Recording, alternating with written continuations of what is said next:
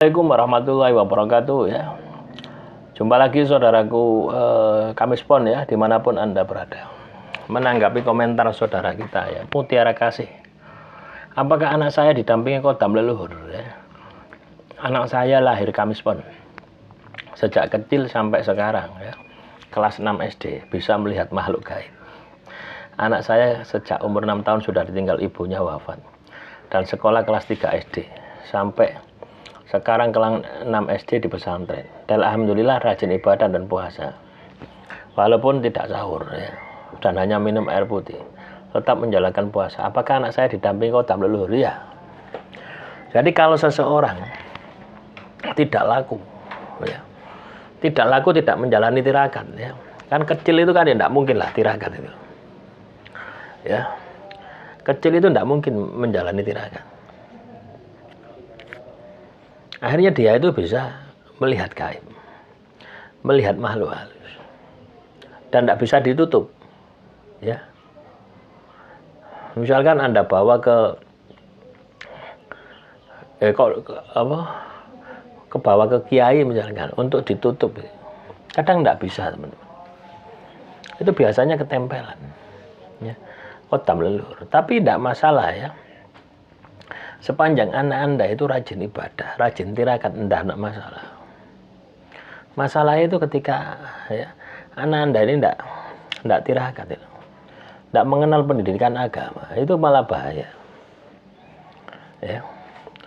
Kalaupun katakanlah anak Anda ketempatan kodam leluhur, ya, terus anak Anda ini rajin ibadah, rajin tirakat, maka kodam leluhur itu tidak akan misalkan negatif ya.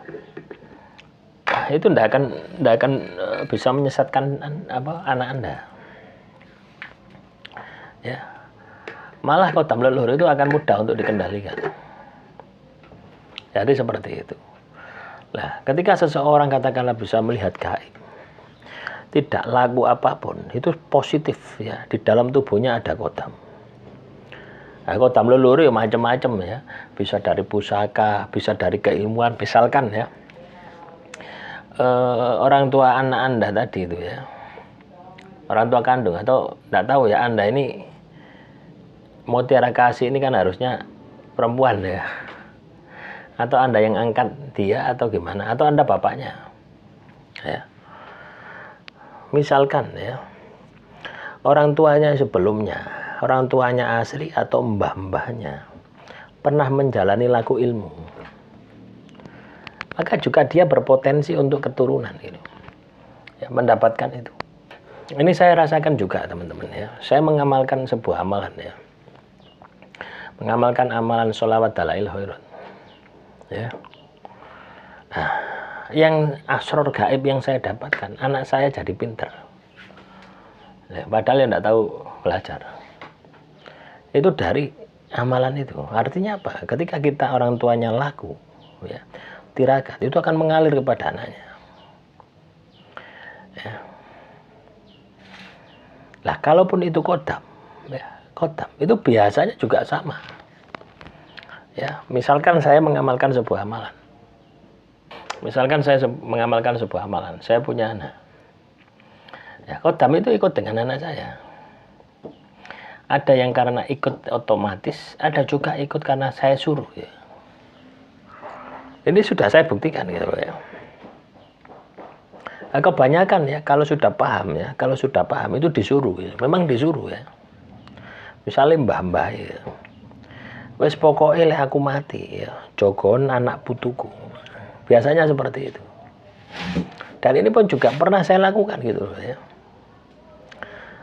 Karena ketidakberdayaan saya gitu loh ya. Karena sakit terus dan sebagainya. Saya mengamalkan sebuah amalan dan amalan itu muncul kodamnya gitu. Ya. Nah, karena saya tidak bisa menjaga putri saya gitu, ya. Tak suruh jaga, jogon iki anakku. Aku tidak iso jogo.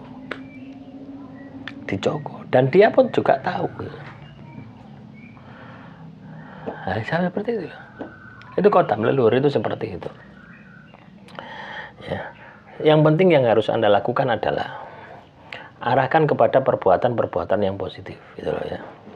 Arahkan untuk menghimpun energi positif, misalkan puasa, ya wirid, baca kitab suci, ibadahnya dijaga. Itu yang paling penting itu di situ.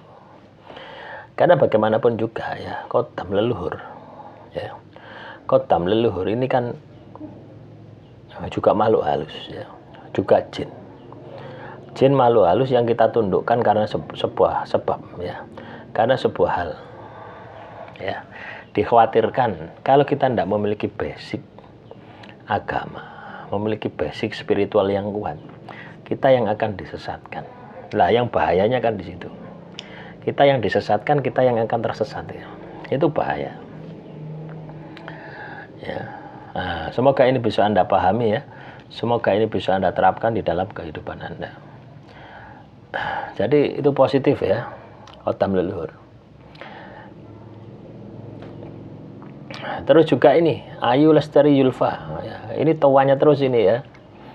Padahal kesalahan itu ada di dalam diri Anda. Kalau orang itu tidak mau memaafkan, kok harus bagaimana? Padahal udah dicari, loh. Kalau orang itu tidak mau memaafkan, loh, Anda ini komentar, ya. Anda ini komentar, ya. Antara mulut Anda dan tindakan Anda sudah beda, ya. Kalau orangnya itu tidak mau memaafkan, kalau orangnya tidak mau memaafkan, berarti Anda sudah ketemu, ya. Ya, padahal udah dicari, loh. Padahal udah dicari. Loh, dari situ Anda ini sudah bohong, gitu. Beda dengan saya sudah mencari orangnya, tapi tidak ketemu. Saya sudah mencari orangnya terus, tidak ketemu. Itu beda dengan orangnya tidak mau memaafkan, berarti kan sudah ketemu. Sama halnya dengan orangnya sudah memaafkan, apa orangnya tidak mau memaafkan, padahal sudah ku cari, berarti kan Anda sendiri, ya, dengan kata-kata Anda ini sudah bohong, ya. Ya, yang masalah ada di dalam diri Anda, ya. Ini sama masalahnya. Kenapa kok Anda disepelekan? Karena sifat Anda itu tadi, ya, Anda disepelekan oleh keluarga Anda. Sifat Anda itu loh yang jelek itu, ya. Sifat Anda itu yang jelek. Antara mulut, ya, antara tindakan, antara pikiran, perasaan Anda tidak bodoh. Pingin selalu untung. Diri Anda ini pingin selalu untung. Itu yang harus Anda perbaiki, ya. Kalau Anda masih punya sifat seperti itu, jangan harap hidup Anda akan berubah.